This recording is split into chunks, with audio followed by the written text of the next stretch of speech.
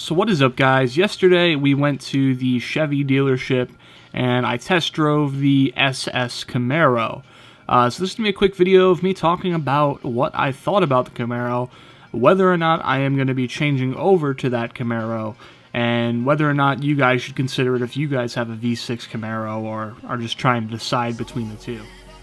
So when I got there, this is pretty much the Camaro I drove. This is a Blu-ray metallic 2SS Camaro, and it was automatic.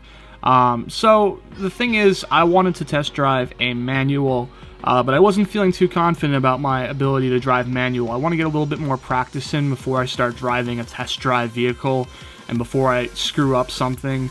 But I got to see basically what the power band felt like in the automatic. To be honest, I was a little bit underwhelmed, and I kind of chalked this up to being because it is an automatic, for one, and for two, because it has a little bit less horsepower. It has an L99 engine in it instead of the LS3 engine in there. So it has, I think, like 20-something less horsepower, which isn't that significant, but I think that, in combination with the fact that it has a lower red line, in combination with the fact that I couldn't really drive it too aggressively, was why I wasn't too excited about it. In addition to that, the exhaust on this one didn't really have any sound to it. It was very tinny, and I didn't even hear it really much at all. I probably should open up the window and see if I could hear it a little bit more, but, everyone's, fanfare around the V8 rumble was kind of, lost in translation for me, because in this car, I couldn't hear shit. But I got to admit, it definitely had a lot more power. When I completely floored it in the automatic, it flew. It had a lot more power than the V6 for sure. But I'm really debating in my head whether this is worth it or not. The big thing that goes through my head constantly is I know one day I am going to want a little bit more power. I'm going to want something that's a little bit more modifiable. And the V6 in the 2013 is really bad for modifying. You can't even put headers on the damn thing. So this is probably the best move to go with. It also gives me the interior upgrades that I was planning on doing, like the screen with, there's no navigation, but I believe you can add navigation down the road if you really need to. Plus you get OnStar anyway, which is navigation.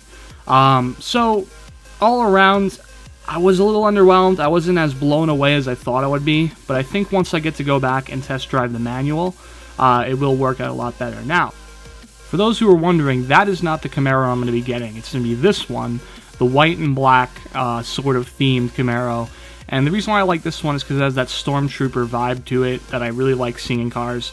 I always saw, back when I was an Impala fan, I saw a lot of Impalas from the previous generation. Well, now it's 2 generations back that had that white and black look to it that looked very nice. So I'm going to be going with this. I'm going to be blacking out the taillights. I'm going to be getting the RS package with the HIDs and the halo lights in the front. It's going to have the billet gauges below the radio, and it's just going to be pretty much in 1SS, no leather, no heated seats, none of that bullshit. Pretty straightforward package with a manual.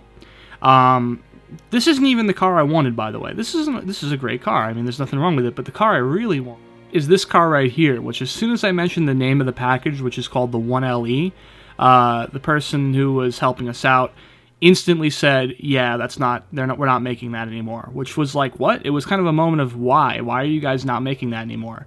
And the reason why, in his words, was because the Z28, they're trying to make the Z28 sell better, because this is a track Camaro.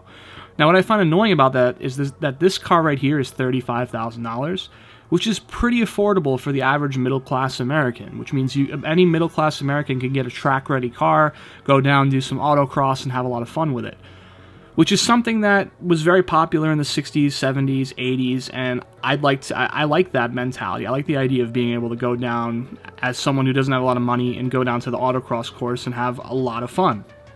But they want people to buy that Z28. That Z28 is more than double the price of this, up at $75,000, without any options. So I think it's a little ridiculous that they do that, but unfortunately I'm going to be stuck with the SS, which really isn't a bad thing. Obviously that's a lot better than what I have now, but I am a little bit disappointed, I got to admit. I guess one benefit of having the SS is that I could actually modify it to look like the Z28.